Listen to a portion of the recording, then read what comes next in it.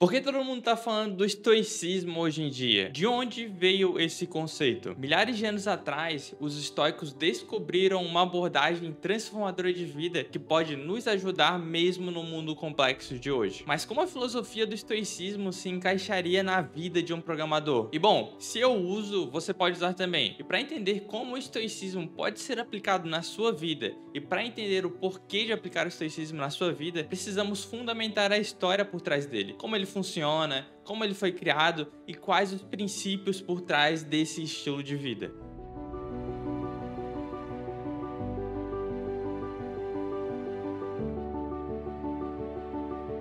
Hoje em dia a nossa atenção tá tão fragmentada que eu garanto que você já deve ter rolado aí pra baixo pra dar uma olhada aí nos comentários. E cara, talvez você não consiga perceber, mas isso tá muito errado. A gente não consegue ter atenção nem mesmo pra assistir um vídeo até o final, sem se dispersar e querer fazer uma outra coisa. Então, aqui vai um conselho de amigo mesmo. Dê pra você esse presente e realmente esteja aqui enquanto assiste esse conteúdo até o fim. Se desafie para fazer as coisas da vida com mais presença, conectado com o momento e realmente absorva aquilo que você está consumindo. Lembre-se de que não adianta só consumir um monte de coisas e não usar nada. Se dê esse momento para realmente ser um sintetizador e um crítico do que está sendo falado aqui. Faça anotações para identificar as coisas que você pode aplicar para melhorar a sua vida. É assim que nós crescemos, é assim que nós evoluímos como seres humanos, estando presente e não em piloto automático. 7 anos se passaram desde que eu comecei a atuar profissionalmente como programador e eu ainda não me sinto bom. Apesar de ter alcançado alguns feitos relativamente notáveis na área, esse sentimento ainda é comum na minha mente. E desde que eu tomei conta desse sentimento, eu comecei a estudar formas de retardar ele. E como resposta a isso, eu ouvi algumas pessoas falando sobre o estoicismo. O que é você agir com estoicismo, né? O que significa isso? Eu diria não para quem estudou filosofia antiga, eu digo para quem fala português. Né? Tá. O que significa agir com estoicismo? Significa o seguinte: ante uma adversidade, não sair reclamando, abatido e se queixando, mas disposto a resolvê-la, enfrentá-la, encará-la e suportando a dor que se sente. Logo no primeiro contato que eu tive com a filosofia estoica, eu já identifiquei de cara alguns pontos que eu poderia aplicar na minha vida e fazendo com que eu me sentisse melhor nesse ponto que eu mencionei. E eu vou falar mais sobre como eu fiz isso ao longo do vídeo. Para entender tudo isso, precisamos voltar algumas gerações, para 300 a.C., mais especificamente na cidade de Chipre, onde vivia um comerciante muito rico chamado Zenão. E o Zenão, em algum momento da sua vida, ele decidiu migrar para Atenas, na Grécia, e ele resolveu fazer essa viagem de barco, e dentro desse barco ele levou tudo que ele tinha, ou seja, todos os pertences que ele tinha juntado durante a vida estavam dentro desse barco. No entanto, no caminho aconteceu uma tempestade, e nessa tempestade, o barco rachou no meio e afundou, junto com toda a riqueza de Zenão. Em outras palavras, ele perdeu tudo que ele tinha juntado durante a vida. Tudo isso por causa daquele evento, um evento que estava totalmente fora do controle de Zenão. Esse comerciante, que era muito rico, ficou pobre em um instante. Ele perdeu tudo, mas sobreviveu e chegou a Atenas de mãos abanando. E o que é mais engraçado é que para Zenão, essa foi a melhor coisa que pode ter acontecido na vida dele. Segundo ele, ele começou a ser verdadeiramente rico e a ser feliz quando ele perdeu tudo. Agora eu quero que você pare e se imagine como Zenão. Como você reagiria se o trabalho de toda a sua vida fosse jogado pelo ralo pela mais pura força da natureza? Sério, eu quero que tu pare e pense nisso. Você ficaria com raiva? Ficaria triste? Você sentiria que a vida é injusta? Para nós, meros mortais, essas reações seriam normais, mas não para Zenão, o pai do estoicismo. E como Zenão fez isso? É exatamente o que eu vou te mostrar agora. O núcleo do estoicismo é a própria definição de aceitação e indiferença. Uma pequena mudança dura uma eternidade, e uma pequena reformulação na sua mentalidade pode resultar em mudanças maiores e mais impactantes mais tarde. Depois de ler os trabalhos de Sócrates e outros grandes filósofos, Zenão criou e ensinou o estoicismo. Segundo Zenão, apesar de nós não termos muito controle do que acontece acontece com a gente, nós temos o controle de como isso nos afeta e devemos usar esse controle com grande eficácia. Ao invés de chorar sobre o leite derramado, ou nesse caso de Zenão sobre sua riqueza naufragada, Zenão se concentrou em manter a sua postura sobre a situação, se mantendo calmo e neutro. E como ele fez isso? Como ele conseguiu reagir dessa forma mesmo perdendo tudo? E você vai entender isso quando eu falar dos princípios por trás do estoicismo. Hoje em dia, com tanta gente falando sobre o estoicismo, as pessoas veem os estoicos como pessoas que não podem ser quebradas, pessoas que não chegam aos extremos emocionais, que não sofrem com episódios de fúria ou crises de ansiedade. Mas a ideia original por trás do estoicismo era muito mais que isso. Em vez de apenas uma maneira de descrever pessoas que não têm emoções, o estoicismo era uma maneira de descrever e entender o mundo. Ele era um modo de vida, e esse modo de vida durou séculos. A filosofia do estoicismo pode ser aplicada em situações hoje em dia da mesma forma que era aplicada centenas de anos atrás, e os benefícios são tão impactantes quanto. O estoicismo nos permite processar emoções negativas de experiências negativas e transformá-las em pensamentos que nos dão uma perspectiva única do mundo. Perspectiva é tudo. E todo mundo no planeta tem diferentes experiências e, portanto, diferentes perspectivas sobre as coisas. Desde que os estoicos se reuniram e discutiram e ensinaram filosofia em lugares públicos, a filosofia geral por trás do estoicismo ficou amplamente conhecida. Eles acreditavam que os princípios estoicos podiam beneficiar qualquer um e todo mundo ao mesmo tempo. E então não fazia sentido para eles esconder esse conhecimento atrás das quatro paredes de uma escola ou dos pátios do palácio. Como resultado, todos, de escravos a imperadores, podiam aprender e se tornaram estoicos. E eles fizeram isso. Entre as figuras estoicas mais famosas do mundo, podemos mencionar Epiteto. E esse nome se traduz como adquirido, pois ele já foi um escravo. Outro estoico muito importante era Sêneca. Ele era um estadista de renome. E provavelmente o mais poderoso entre os estoicos, Marco Aurélio, que foi um imperador romano. Provavelmente o Marco Aurélio foi um dos homens mais poderosos que já viveram no mundo. E o que é mais legal é que é possível ler o diário de Marco Aurélio ainda hoje. Ele se chama Meditações e é um ótimo livro. Eu recomendo muito porque esse livro ele mudou várias formas de pensar na minha cabeça. Continuando, os primeiros estoicos praticavam o que pregavam, evitando todas as formas de segregação e liderando a luta contra a desigualdade. E eles até inventaram a palavra cosmopolita, que significa literalmente cidadão do mundo. A referência para a palavra cosmopolita aponta para outra crença estoica fundamental, a ideia de que todos nós, em última instância, cidadãos do mundo. A palavra cosmopolita vem do grego cosmopolites, que literalmente se traduz como cidadão do mundo, de cosmos, que significa mundo ou universo, e politis, que significa cidadão. Para os estoicos, isso significava a ideia de que todas as pessoas são, em certo sentido, iguais e merecedoras de respeito, independentemente de sua nacionalidade, raça, sexo ou classe social. Eles viam a humanidade como uma única comunidade interconectada e acreditavam que nossa lealdade não deveria ser restrita apenas à nossa própria cidade, estado ou até mesmo país, mas a todos os seres humanos. Mas então, por que tanta gente adota o estoicismo como estilo de vida e como eu apliquei ele na minha vida como um programador? Em um mundo cheio de eventos inesperados, as nossas emoções tendem a atrapalhar as coisas. Na realidade, nós não ficamos tristes por causa de coisas ruins que aconteceram com a gente. Nós ficamos tristes porque coisas ruins e inesperadas aconteceram com a gente. Por exemplo, a chuva é uma coisa boa. Ela ajuda a molhar as plantas, ajuda a encher reservatórios de água e mantém a temperatura fresca e úmida. Mas a verdade é que quando a chuva te pega, quando você tá na rua sem guarda-chuva, nunca é uma boa experiência. Então, por que a gente não começa a chorar quando começa a chover na rua? É porque, embora a situação seja ruim, nós aprendemos a esperar a chuva. É algo inevitável e nós não podemos controlar o tempo. Embora seja uma merda, a chuva passa e a luz volta. E é nesse ponto que entra um dos princípios mais valiosos do estoicismo, que é o premeditatio malorum. O estoicismo nos ensina que devemos esperar que tudo de ruim possa acontecer, vai acontecer. Imagine o pior resultado e fique tranquilo sabendo que isso pode acontecer. Ou seja, premeditatio malorum, que se traduz do latim como premeditação do mal ou antecipação do mal? Beleza, Jeff, eu entendi o que significa, mas como eu posso aplicar essa premeditação do mal como um programador? Simples. Sabe quando você deixa passar alguma coisa? Um exemplo meu que acontece às vezes, por mais que quando você está desenvolvendo uma feature e você teste,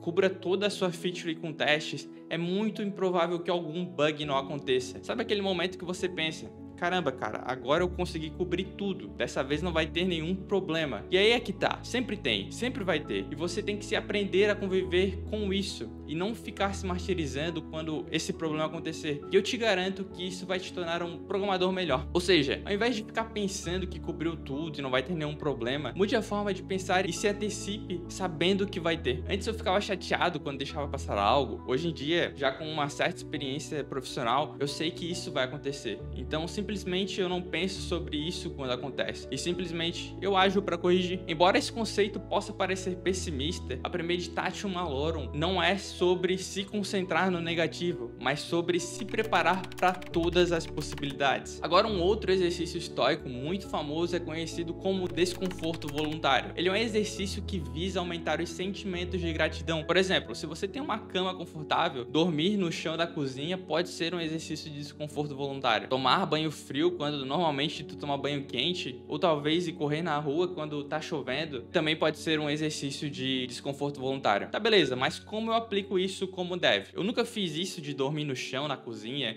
exceto pelo tomar banho gelado. Banho gelado eu já fiz. Mas uma coisa que eu faço para aplicar esse exercício do desconforto voluntário como programador é desativar as funcionalidades que me ajudam e me auxiliam na hora que eu tô programando, como o GitHub Copilot, features de autocomplete da IDE, coisa do tipo. Isso vai me gerar um desconforto voluntário e, consequentemente, quando eu não tiver esses recursos, mesmo assim eu vou conseguir programar sem ter essas muletas que, de certa forma, nos ajudam a ser mais produtivos no dia a dia. Esse exercício te ajuda a entender que não importa o quão difícil seja, você ainda vai sobreviver e potencialmente prosperará se sua mentalidade estiver correta. Isso porque você vai ser capaz de suportar essas situações desconfortáveis. Nós indiretamente preparamos nossa mente para futuros problemas. E antes de seguirmos para essa próxima parte, eu quero trazer mais um conceito para nossa discussão. Nós falamos sobre Premeditatio Malorum e desconforto voluntário. Mas e o Logos? O que é o Logos para os estoicos? O Logos é a força ordenadora universal, a razão divina que governa o cosmos. Era o Logos que dava forma e sentido a tudo que existia. A gente pode considerar ele como uma espécie de programa cósmico. E da mesma forma que aceitamos e trabalhamos com as restrições da linguagem da programação que estamos utilizando no momento, os estoicos argumentavam que deveríamos aceitar e trabalhar com o programa do cosmos,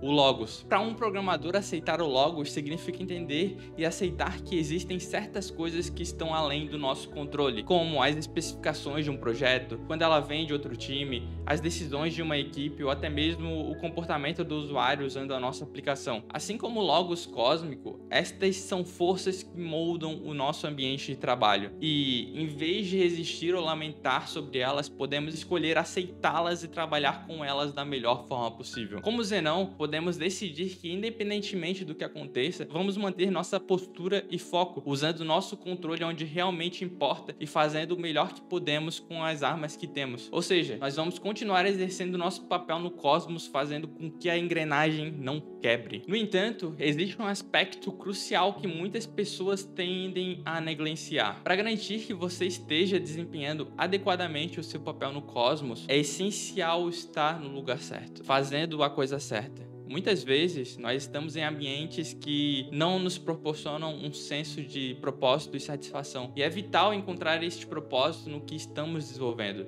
Se você sentir que está deslocado ou que seu ambiente de trabalho atual não está alinhado com os seus valores, pode ser que seja uma hora boa para considerar outras opções. Procure por um lugar que ressoe mais com os seus objetivos pessoais e profissionais, que esteja em sintonia com o seu propósito de vida. Ao fazer isso, você estará em harmonia com o cosmos, cumprindo o seu papel e contribuindo positivamente para o todo, ao invés de estar fudendo com ele todo. No momento atual, onde anúncios são constantemente empurrados goela abaixo, nós somos levados a acreditar que se não tivermos a próxima melhor coisa, o último iPhone, o Jordan mais caro, o carro mais luxuoso, parecer de um jeito ou fazer uma certa quantidade de dinheiro, a gente pensa que se não tivermos isso, nós nunca vamos ser felizes. Play tenho nenhum conforto material amanhã superior ao que eu tenho hoje, apesar de não ter meio que nada do que as pessoas costumam buscar, né? Mas assim, já percebi que é um saco sem fundo, algumas coisas. É verdade. Né? Saco sem fundo. Sempre tem o próximo passo. Sempre tem. Aí o cara tem varanda, né? Puta, mas uma varanda faz uma diferença, não? Aí você compra uma rede, porra, né? Com varanda, aí o cara, mas é em Miami? Não, não é em Miami. Não é em Miami? Não. Então já percebi que é um saco sem fundo.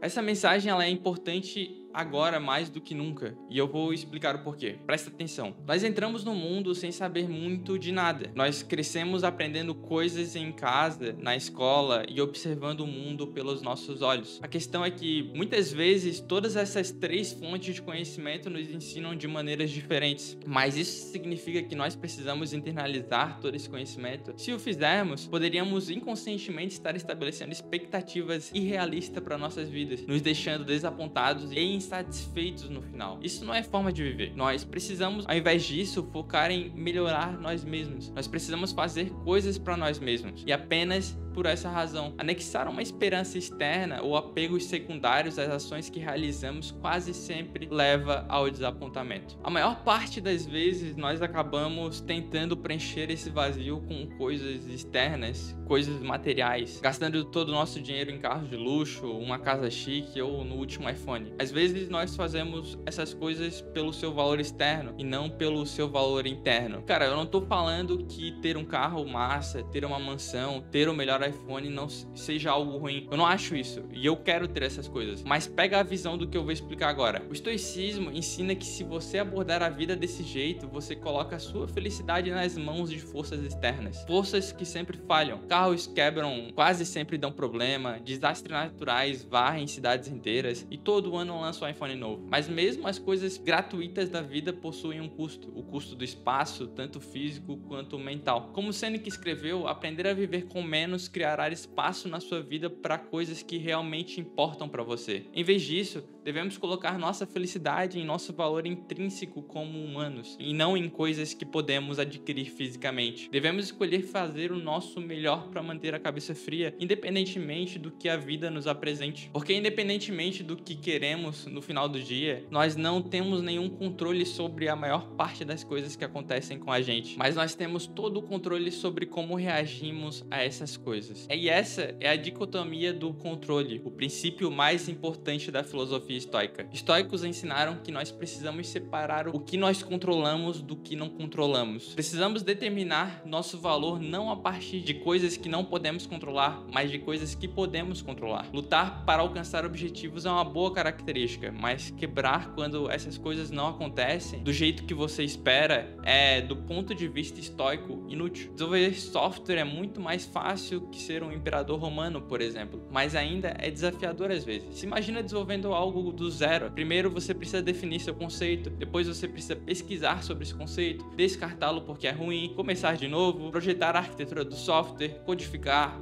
testar, corrigir bugs, documentar e tudo mais antes de enviar ele para produção. E entende que tudo até você enviar o seu projeto para produção está sob o seu controle. No entanto, quando você faz o deploy, o poder muda para os usuários do ambiente de produção. Mas mesmo assim, muitos desenvolvedores julgam o sucesso de seus projetos com base no número de usuários, no feedback recebido e na quantidade de downloads, métricas das quais a maioria estão fora do seu controle. Os estoicos ensinaram que, em vez disso, você deve julgar o sucesso de seu trabalho com base na quantidade de esforço que você colocou nele e não no resultado de expectativas externas. Ou seja, acredite no processo e se esforce para ser o melhor que você pode no seu trabalho, sempre buscando a excelência e a integridade aplicadas no seu eu e no seu código. Agora pense em uma pessoa que trabalhou pesado nos últimos 6 meses. Ele está sentindo que merece uma promoção. Então, ele vai até o seu chefe com o relatório de performance. O chefe agradece, não dá a ele a promoção e ele vai para casa pensando que deve ser péssimo no trabalho. Porém, ele não considera que talvez talvez o chefe dele acordou puto, ou que outra pessoa poderia ser mais qualificada naquele momento. Ou talvez a empresa estivesse perdendo dinheiro e simplesmente não podia pagar a promoção que ele tanto queria. Ele não sabe a razão, mas ele continua chateado. Se ele simplesmente colocasse seu valor na qualidade do relatório de desempenho que entregou e continuasse fazendo o que estava fazendo para ganhar a promoção que desejava, ele poderia ter ficado muito mais feliz no geral. Com a perspectiva correta, seu objetivo não teria diminuído, mas apenas sido adiado. É essa reformulação de mentalidade que é crucial. Um verdadeiro estoico não vê seus sucessos apenas com base no ganho financeiro de seus negócios, mas é consolado pelo fato de que eles podem viver uma vida confortável sem todas as coisas que o dinheiro pode comprar. Para entender mais sobre isso, você precisa entender sobre as 4 principais virtudes do estoicismo, que são as seguintes: sabedoria, coragem, temperança e justiça. Sabedoria é saber separar o que é interno e o que é externo. É a habilidade de escolher nossas reações às coisas que acontecem conosco. Como o Viktor Frankl disse, entre estímulo e resposta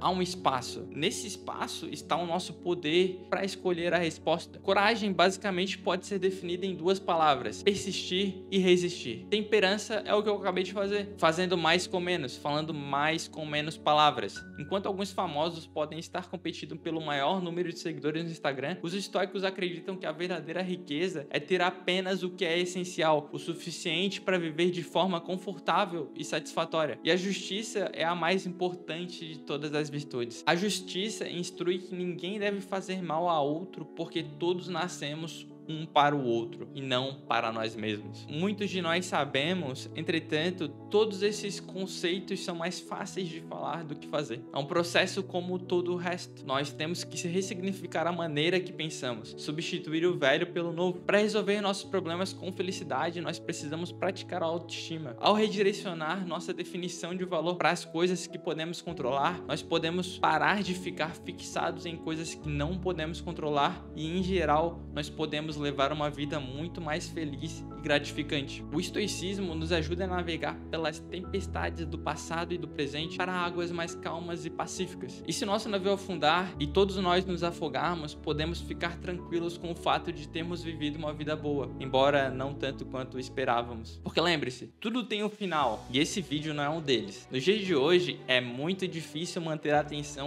e realmente sentar e estudar sem se distrair. E com isso, a gente acaba entrando em um loop infinito de tutoriais que nos faz somente desenvolver projetos que estão no tutorial, sem nem ao menos construir nenhum projeto ou funcionalidades por nós mesmos. Bom, isso é um grande problema e eu mostrei como sair desse loop dos tutoriais nesse vídeo que vai aparecer na sua tela agora.